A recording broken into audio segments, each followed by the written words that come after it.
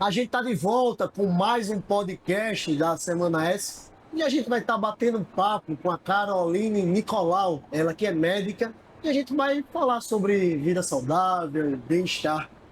Caroline, seja muito bem-vinda ao podcast da Semana S. Obrigada, eu que agradeço pela participação.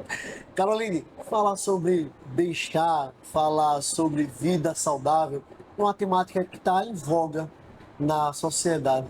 E fala pra gente como é que se dá esse bem-estar, essa vida saudável, a base disso daí na nossa sociedade, na prática, juntamente ao indivíduo.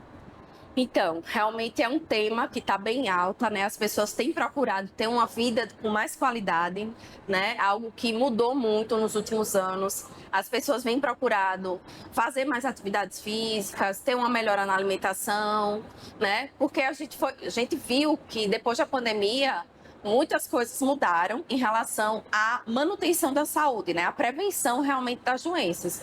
Então, as pessoas vêm buscando, a gente vem orientando, vem informando que a nossa base precisa estar bem feita, né? Para que a gente tenha um bem-estar em todas as áreas da nossa vida, não só a área física, a mental, né? E a questão dos hábitos saudáveis, de exercício físico, do sono, da alimentação, são tripé, né, para que a gente venha conquistar essa vida saudável. Doutora Caroline, quem está nos ouvindo, quem está nos vendo hoje, que quer mudar seu estilo de vida, a sua qualidade de vida, sobretudo, como é que deve se iniciar esse processo? Então, a gente sabe tudo que faz bem, né, na nossa saúde, mas muitas vezes a gente não tem estratégias. Por exemplo, a gente passa muito tempo nas redes sociais, quando na verdade a gente precisaria dormir, né? Então é algo que consome muito o nosso tempo. Então a gente também não tem planejamento na nossa alimentação, a gente pede muito iFood, né? Comidas ultraprocessadas. Então, assim, muitas vezes depende da estratégia que a gente monta para que a gente venha ter um dia a dia organizado e que a gente consiga ter mais qualidade de vida nessas pequenas organizações.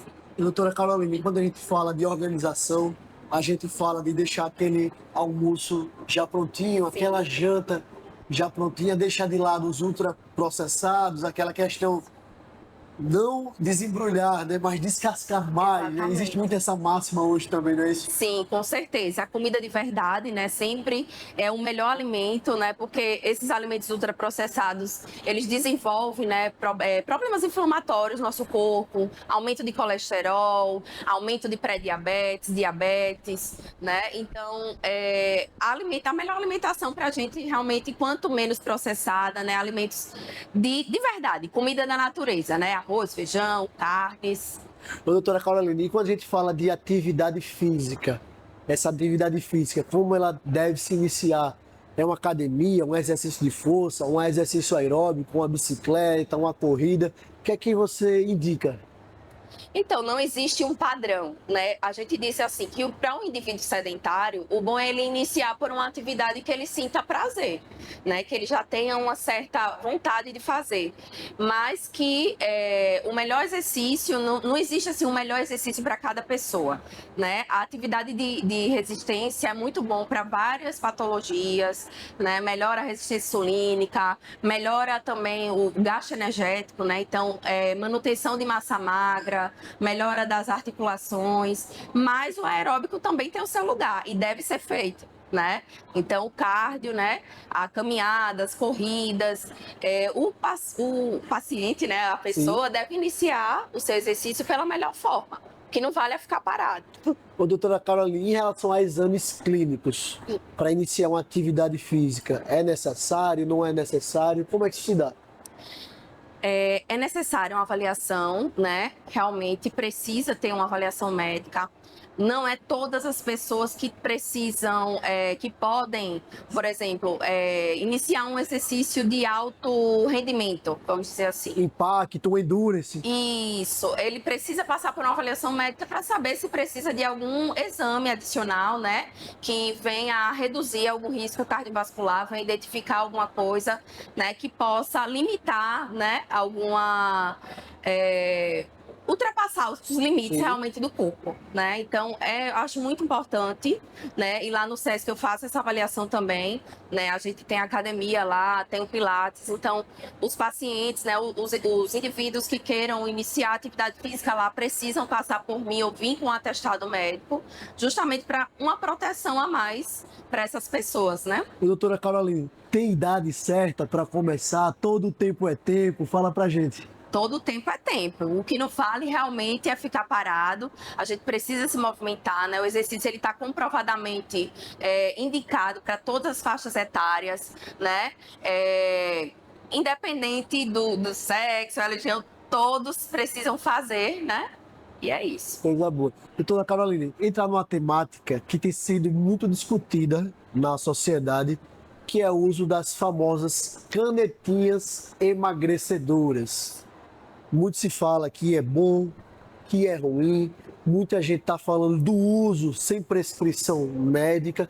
Fala pra gente sobre essa questão desse uso dessas canetas emagrecedoras, e se de fato são bons medicamentos, se são ruins, se deve ser usado, se não deve ser usado. Explica para quem está nos ouvindo aqui pelo podcast da Semana S. Então, primeiro lugar, essa denominação de canetas emagrecedoras é uma denominação que até banaliza o tratamento, tá? Porque essas medicações, elas são medicações contra a obesidade ou para tratamento de diabetes tipo 2. Então, a banalização, né, do uso indiscriminado dessas canetas, de uma forma até estética, né, por algumas pessoas, realmente é um tema preocupante, né? As pessoas estavam fazendo uso e ainda continuam, né, sem orientação profissional, sem acompanhamento médico, sem acompanhamento nutricional. E aí a gente está vendo já algumas deficiências, tanto de vitaminas e minerais, queda de cabelo excessiva, né? Porque pode ocasionar queda de cabelo, fraqueza, mudança até no humor. Então as pessoas elas estão ficando com a parte nutricional comprometidas, muitas vezes fazem uso e depois param de forma abrupta e aí tem um reganho porque só fizeram uso e não fizeram exercício, não modificaram os hábitos de vida. Ô, doutora, e por exemplo, quem está com sobrepeso, é indicado o uso da caneta, o uso desse medicamento, ou existem outras formas de se adquirir uma melhor forma?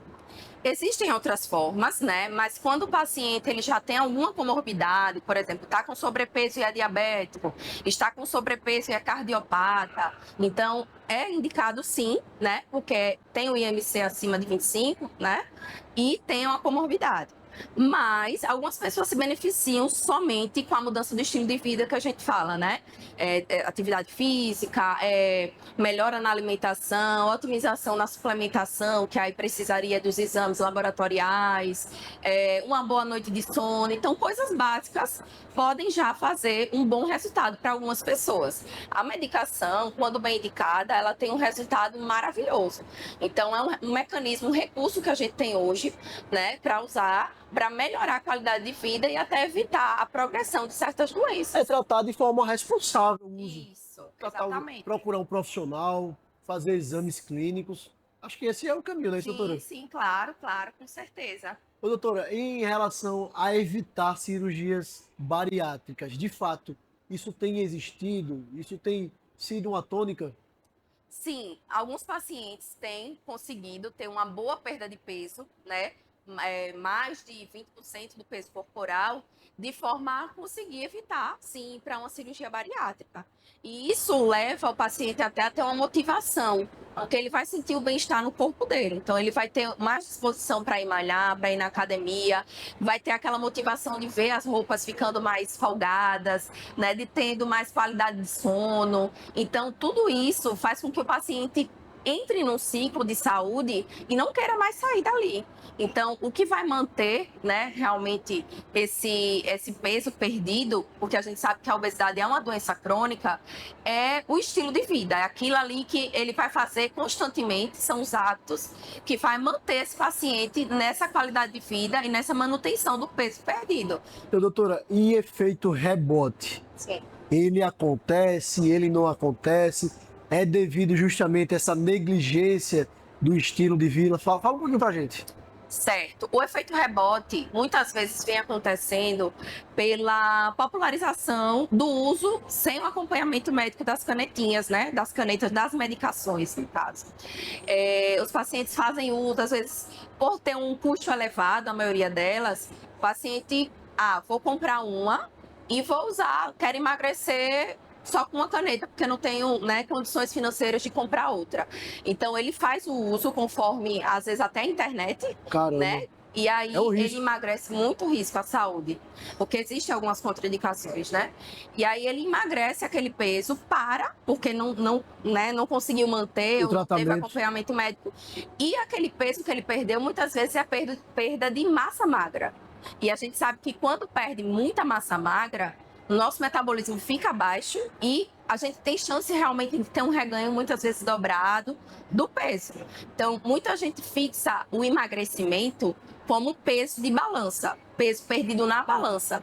Mas a gente avalia muito a composição corporal. O que a gente quer com esse tratamento é perder gordura, né? Manter ou até elevar a massa magra, mas perder gordura, né? Então, justamente pode sim acontecer, acontece, justamente porque também a obesidade, por ser uma doença crônica, o seu organismo ele vai fazer o possível para você voltar àquele peso perdido. Ele tem uma memória metabólica. Então, você vai ter vários sabotadores aí, vai aparecer diariamente, desde o comportamento alimentar. Então, às vezes, a gente trata com a medicação, mas a gente precisa também encaminhar o paciente para uma terapia, uma psicoterapia. A gente precisa que esse paciente esteja na nutricionista, porque quando a gente for fazer o desmame da caneta, esse paciente vai saber que aquele nível de saciedade que ele tinha, né, sobre uma forma medicamentosa, vai voltar. Então, ele vai sentir mais fome, ele tem que ter estratégias, a ansiedade, o medo. Tem paciente que tem muito medo de voltar, né? Muito medo. Tem pacientes também que têm uma distorção corporal, ou seja, ele ainda se vê naquele corpo, né, mais gordo e ele não consegue acompanhar essa perda. Então, assim, tem muitos aspectos envolvidos no tratamento que é multidisciplinar, né? Deve ser multidisciplinar. Tem pacientes que antes de começar o tratamento já tem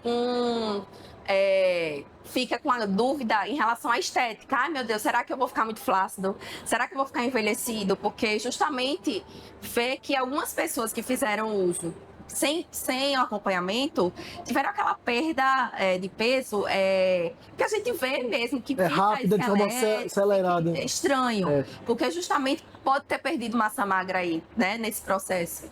Então, assim, a medicação, ela veio revolucionar o tratamento realmente da obesidade, né, do sobrepeso, e está mudando o curso de várias doenças crônicas. Então, pessoas que antes era diabético, e aí com a perda de peso, a doença entrou em remissão, a gente precisa tirar a medicação ou diminuir. Que bom. Pessoas que eram hipertensas, que a gente precisa reduzir também ou tirar a medicação.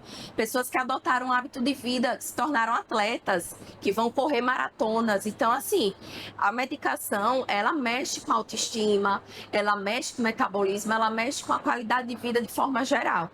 Existe, né, como tudo na vida, existe a parte boa, a parte ruim, mas visando o paciente adoecido, né, um paciente inflamado, com obesidade, que não dorme bem, que tem apneia do sono, a medicação ela vem revolucionando a vida de várias pessoas. E a gente percebe isso até no comércio, de forma geral. Essa semana eu fui na costureira e ela disse que a demanda para roupas, para ajuste de roupas, o pessoal tá tudo com as roupas folgadas. Aí leva sacolas e sacolas para ajuste de roupas. Lojas que estão ficando com os tamanhos G na prateleira, ninguém está comprando mais tamanho G. Então, assim, tá bem revolucionado, né? Restaurantes... É uma mudança social. Isso. Restaurantes que antes tinha rodízio, as pessoas não estão procurando mais rodízio. Então, eles estão tendo que se readaptar, estão fazendo cardápio de mini rodízio. Então, assim, realmente tem mexido muito com toda a população em vários e a cadeia produtiva, inclusive. Sim, com certeza. Ô, Monique, você falou... perdão, doutora Caroline, você falou um assunto que chama a atenção, que é a questão de perder massa magra. E assim, a gente sabe que perder massa magra pode acarretar em vários problemas de saúde, questão da mobilidade. Fala um pouquinho pra gente sobre esses problemas, sobre essa atenção para quem está justamente perdendo esse peso de forma mais rápida, mais célere devido aos medicamentos? Justamente, a sarcopenia é uma condição que se estabelece com a perda severa de massa magra e perda da função muscular. Então, a pessoa está mais fraca, né? Então, algumas pessoas, elas querem ver o resultado, são poucos, assim, pelo menos no rol dos meus pacientes, graças a Deus, são pouquíssimos. Mas eu sempre oriento, olhe, a medicação é uma bengala. Você precisa fazer exercício físico de resistência, né? Então, precisa fazer uma musculação, pilates, um crossfit, alguma coisa que estimule os seus músculos a manter, né, a função muscular. Então, essa perda severa, a sarcopenia, que é a perda da massa magra, né, do músculo, ela pode levar a uma fraqueza muscular, a você ficar mais predisposto, a imunidade baixar, a predisposto a infecções, né, a dificuldade de reabilitação. Por exemplo, um paciente que é hospitalizado. Então, ele tem mais dificuldade de se restabelecer por conta da perda de massa magra, né? Então, é algo que a gente precisa estar assim, identificando e intervindo, né? Suplementando, fazendo uso de whey, enfim, modificando, fazendo a meta de proteína diária de cada um. Então, eu sei que é difícil, mas muitas vezes a gente só quer emagrecer, né? As Só pessoas só querem estética. isso. Então, infelizmente, é isso que a gente vem falando e orientando a população, porque essas pessoas que fazem uso indiscriminado, às vezes até compram medicações contrabandeadas, de origem duvidosa, elas estão na busca do emagrecimento, né, da perda de peso, mas elas não estão tratando isso de forma mais séria, porque é uma medicação e a tizepartida, né, que é o Mounjaro, hoje em dia ela vem sendo banalizada com esses contrabandos, né, pessoas que vendem, sei lá, pessoas que vendem num salão, na academia, e aí muitas vezes as pessoas estão fazendo uso dessa medicação sem uma fiscalização mais séria e estão colocando sua saúde em risco. Doutora Caroline Nicolau, quero agradecer demais a sua Eu que participação aqui agradeço. no podcast da Semana S. Quero deixar um espaço para as suas considerações finais. Certo, eu que agradeço, né, por essa oportunidade de estar informando a população, de estar orientando alguns aspectos importantes, né, sobre vida saudável, sobre uma construção de saúde, porque na verdade a saúde ela é uma construção diária. Ela é um conjunto dos hábitos que a gente tem diariamente. Então, assim, orientar uma vez ao ano, fazer o check-up, ir ao médico. Tem várias doenças silenciosas, né, que a gente só vem perceber, às vezes, quando está no estado mais avançado. E separar, né? É um autocuidado com a gente e com as pessoas que a gente ama, que convivem com a gente. Então, a gente precisa estar bem para que a gente possa tudo fluir, né, na nossa vida, todas as áreas. Então, eu convido, né, as pessoas que estão assistindo para que venha a determinar um mês no ano, um dia, para fazer um check-up, um exame laboratorial, para ir ao médico e realmente ter esse olhar, né, de dentro para fora, para que venha manter a sua saúde de forma integral. Doutora Caroline Nicolau, mais uma vez, muito obrigado. A gente está aqui em Arapiraca, no Centro de Convenções, na Semana S. Vem para cá, tem atrações maravilhosas, tem muita informação. Semana S, aqui em Arapiraca, direto do Centro de Convenções.